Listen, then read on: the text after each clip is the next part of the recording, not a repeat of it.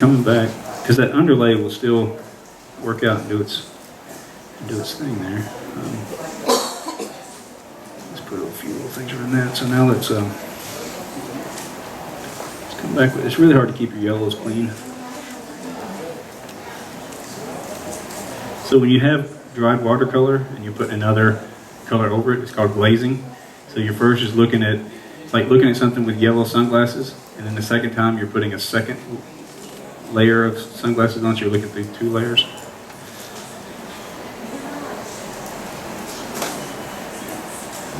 And so since these are touching, now they're going to kind of interact, and that's just something that's reality. And then this hasn't come out to be quite as wood looking as I would like it to be. So let's fix that.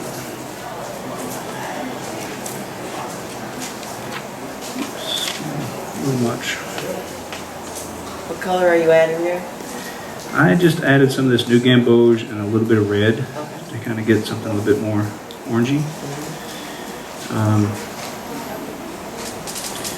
And then this is not, so I'm going to go back to the Platho blue a little bit and get this a little bit more chrome looking.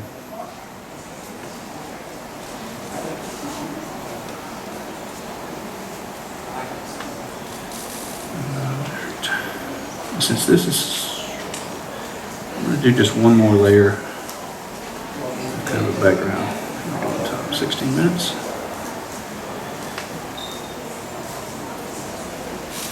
So, looks okay from here. I hope it does from out there. All right, so now while that cooks, let's play with this in a bit more.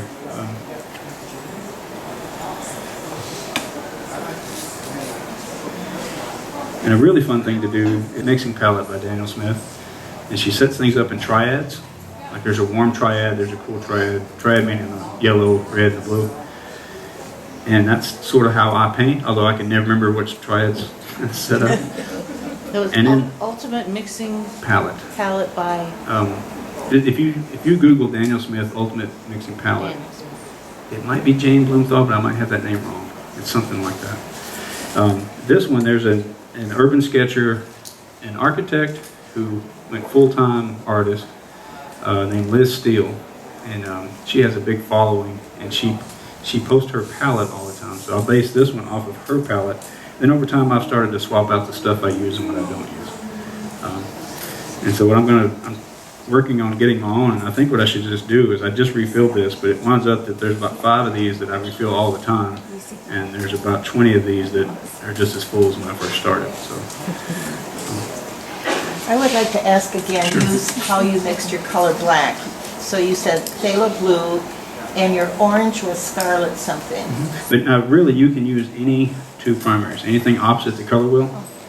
But so this Pyro Scarlet. Pyro style? Yeah, I'm saying these things phonetically because I've only read them. And then this blue, and then sometimes I will mix in a little bit of the green, the Play-Doh green. So blue and orange, is that what you started? Yeah, anything opposite the color wheel will work. So that does a pretty good job. This has been a better teaching aid than I thought it was going to be. And then if you add the green to it, it really gets to be a nice black. And when it gets wet, sometimes those colors kind of peek out, which I like. See how nice this is starting to kind of turn out? It's also fun to let things drip and do their thing. This one needs a little bit of attention. So this is fairly flat. Since we have all this up, shadows are a big deal for adding depth. In your drawings, you should always try to have a foreground, a middle, and a background. Somebody described it as a hither, a tither, and a yawn. So right now, I'd say the foreground is warm, so it's come forward, but not, it could be more. And I think this brush will work. Let's see if I pop this line work up. See how that brings the foreground closer in? Let's give myself some paint brushes here. And also the amount of detail will bring things forward more. But even just a little bit of shadow will, even if it's fairly subtle, add quite a bit of depth to things. Even though there's not that grand of a shadow on that cup. Is that the brush that you always use, and what is it? Do you have other ones? Yeah, I'm trying to decide on one brush. This is one I got a long time ago. It's called a cat's tongue or cat's paw. And what I like about it is it's got a tip, but it holds a ton of water. This is a connoisseur. I bought it off Amazon several years ago. And then I got this for a present. These black velvet, you can get these at wet paint. These are really nice. They keep a good point and they hold a ton of water, sometimes too much water. And I've got a dagger brush too that I like quite a bit, but I like to have a point and a lot to hold water with because I work pretty wet on wet.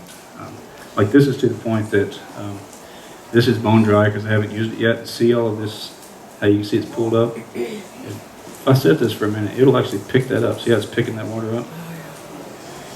So that's where that more water flows into less water.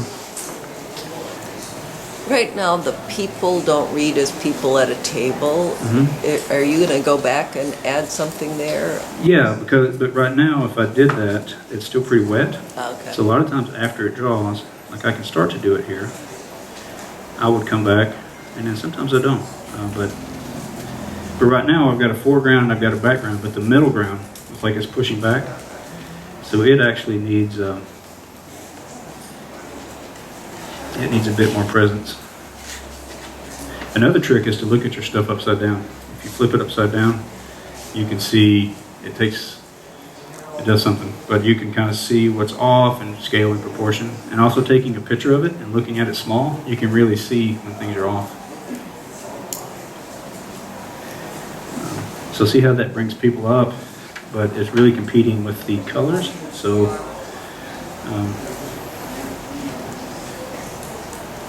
not everybody's wearing yellow, but so they are in this painting.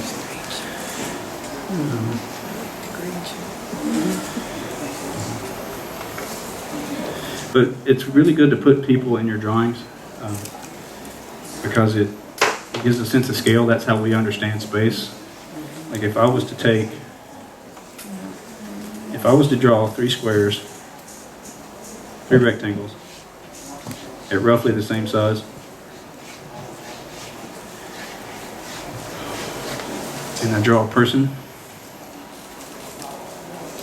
This is a multi-story building, right? Round windows. If I was to draw a person in that same square, this is barely a 2-story building, right? If I draw that same person, it's a doorway. Did you draw that upside Would you down for flip you? that over? Sorry. I did draw it upside down. I've gotten to the point where I can, Draw upside down. yeah, just with client meetings and then teaching so much, I've gotten now where I can even draw perspective upside down. And my handwriting, straight side up, is terrible, but my handwriting upside down is actually tons better. I don't know. Okay, so this is cooking out kind of nice.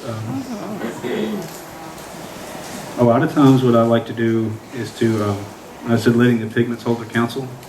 I'll paint really, really wet on wet, like really wet and a lot of stuff, and then go to bed. And so you're not tempted to fix the dark spots. You kind of wake up surprised. If you're on a demo like an hour, everything's got to dry by the time you're done, right?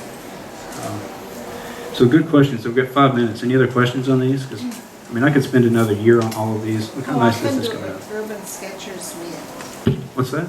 How often do Urban Sketchers? They meet once a month. There's a Facebook page for that, and Metro Sketchers as well. I see everything through Facebook on that. I don't have the direct stuff, but the classes I teach, White Version of the Arts, it's urban sketching. So we kind of go through the bag and how to pick a palette. So I've got one of those coming up in July. I've got Minnetonka Center for the Arts, the same class, in August. And then actually, and also one at White Bear in August. I kind of overbooked myself a little bit, but they're really fun, and we basically meet on site first time and talk about tools and how to go about it, how to lay out a page. It's really powerful if you can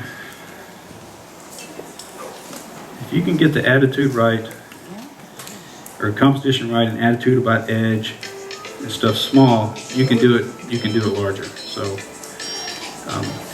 and also it takes the pressure off, because if you screw up here, you're out about 20 minutes and about 5 cents worth of material, instead of like a $60 canvas and hours and hours and hours. So you can make your mistakes in here, and if it's not a great sketch, it's just a sketch in the sketchbook. This is at an airport.